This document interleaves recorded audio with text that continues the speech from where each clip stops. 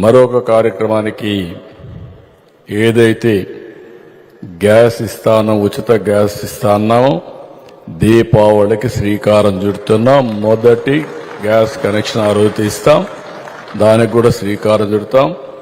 మిగిలిన మనం చెప్పినట్టు సంక్షేమ కార్యక్రమాలన్నీ కూడా 1 by 1 చేసుకుంటూ ఇంకో పక్క అభివృద్ధి కార్యక్రమాలను కూడా స్ట్రీమ్ లైన్ చేసి ఘాట్లో పెట్టే పరిస్థితి వస్తుంది. ఇవన్నీ చేస్తాం. 9,65,361 మంది లబ్ధిదారులకి మొదట ఉచిత ఎల్పిజి సిలిండర్తో పాటు ఉచిత ఎల్పిజి కనెక్షన్ కూడా మన రాష్ట్రంలో ఇవ్వడం అవుతుంది. అధ్యక్ష, ఎన్డీఏ కూటమిలో భాగంగా మేము ఇచ్చిన మేనిఫెస్టోలో ఖచ్చితంగా మహిళలకి ఉచిత గ్యాస్ సిలిండర్ల గురించి ప్రస్తావించాం.